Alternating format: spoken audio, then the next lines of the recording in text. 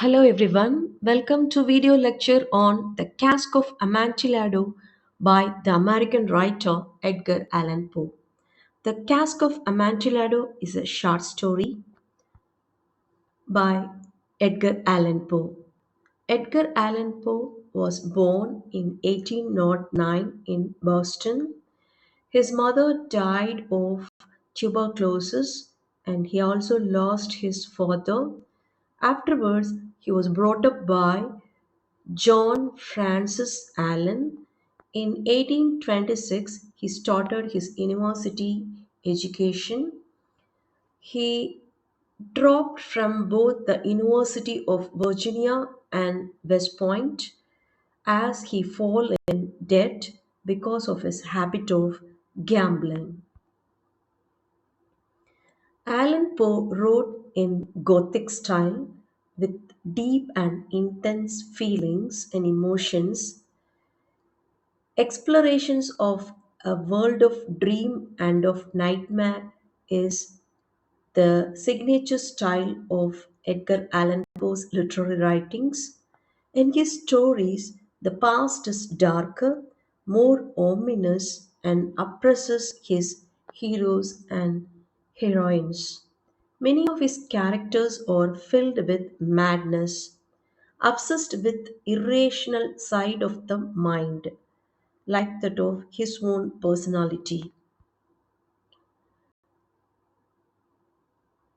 The Pit and the Pendulum, The Fall of the House of Usher, Tell-Tale Heart, The Cask of Amontillado, The Mask of the Red Death, The Raven, and Lenore are some of his famous works, both poems and short stories.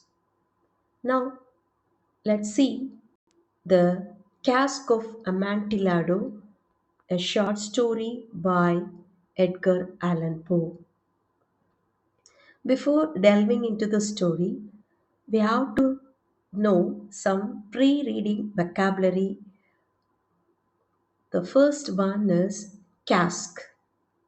Cask means a container made and shaped like a barrel to hold liquids like wine. Then Amontillado means the wine variety of sherry wine from 18th century.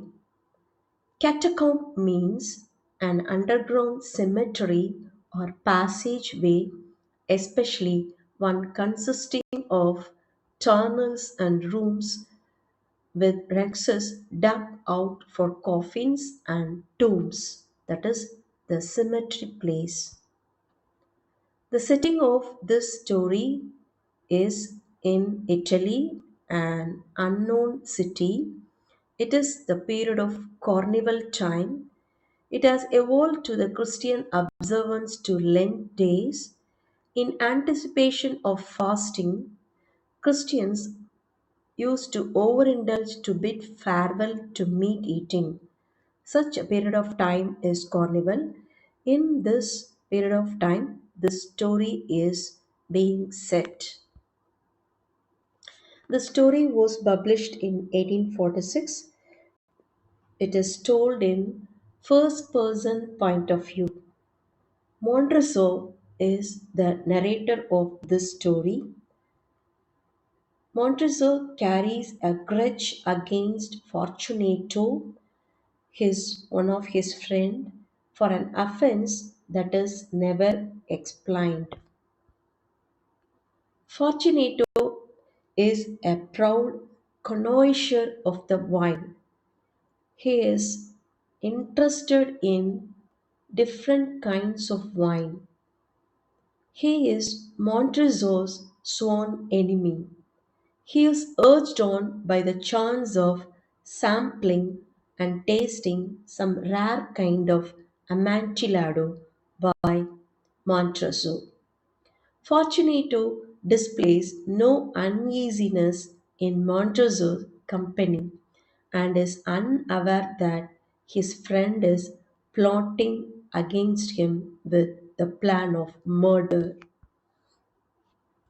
The narrator Montesor opens the story by stating that He has been irreparably insulted by his friend Fortunato, and that he wants to take revenge on him. He wants to take revenge a measured way without placing himself at risk. He decides to use Fortunato's fondness for wine against him. During the carnival season, Montresso, wearing a mask of black silk, approaches Fortunato. He tells Fortunato that he has acquired Amontillado, a special Spanish sherry wine. Fortunato wears the multicolored costume of the jester, including a cone cap with bells to suit the carnival period of time. Monteso tells Fortunato that if he is too busy to go to party, he will ask a man named Lerche to taste it. Fortunato apparently considered Lerche a competitor and claims that this man could not tell Amontillado from other type of sherry.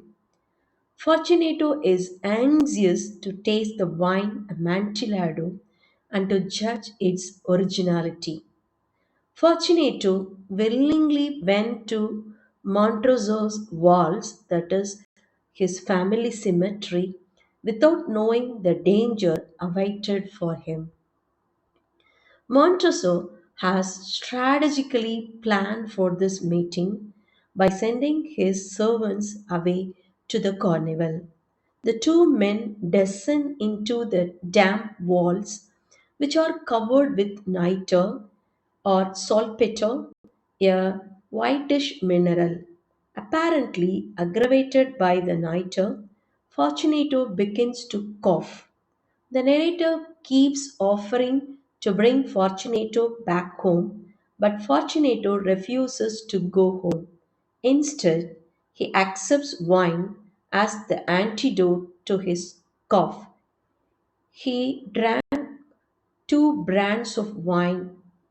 The men continue to explore the Montroso's family cemetery, which are full of the dead bodies of Montroso family.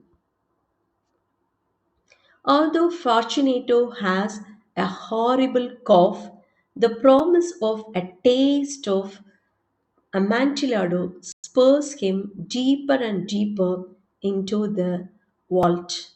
When the two men reach the last underground chamber in the vault, Montrezl chains Fortunato to the wall and builds a new wall to bury him and to seal him and leaves him to die.